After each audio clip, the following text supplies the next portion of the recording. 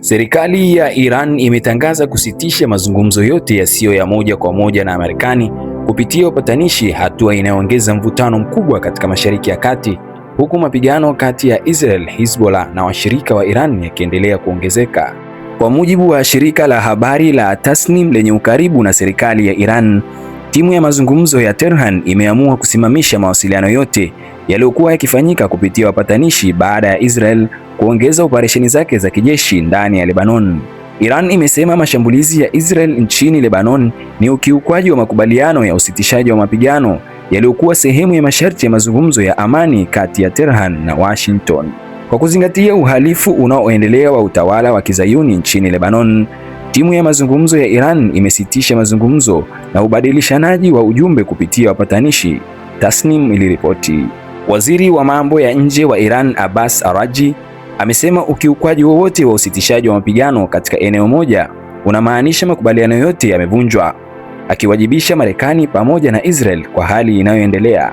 Iran sasa inasisitiza kuwa mashambulizi yote ya Israel katika Gaza na Lebanon lazima yasitishwe mara moja kabla ya mazungumzo yote kurejea. Pia imeitaka Israel kuondoa vikosi vyake katika maeneo ya Lebanon ambayo imeingia hivi karibuni. Tangazo hilo limekuja saa chache baada ya Marekani na Iran kurushiana mashambulizi mapya ya kijeshi karibu na mlango wa Hormuz, eneo muhimu kwa usafirishaji wa mafuta duniani. Hali hiyo imeongeza hofu ya kuzuka kwa vita vikubwa zaidi vya kikanda vinavyoweza kuhusisha mataifa mengi ya Mashariki ya Kati.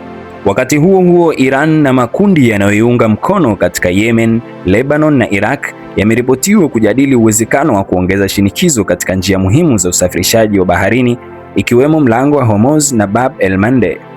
Hatua hiyo imeweza kuathiri biashara ya mafuta duniani na kusababisha bei za nishati kupanda zaidi. Masoko ya dunia tayari yameanza kuonyesha athari za mvutano huo, ambapo bei ya mafuta ghafi imepanda kwa kasi, huku wawekezaji wakihofia kusambaratika kwa juhudi za kidiplomasia zilizokuwa zikifanyika kwa miezi kadhaa iliyopita. Wachambuzi wa siasa za kimataifa wanaonya kuwa kusitishwa kwa mazungumzo kati ya Iran na Marekani kunaweza kufanya hali ya Mashariki ya Kati kuwa mbaya zaidi, hasa wakati ambapo mapigano yanaendelea Lebanon, Gaza na maeneo mengine ya Ghuba ya Uajemi.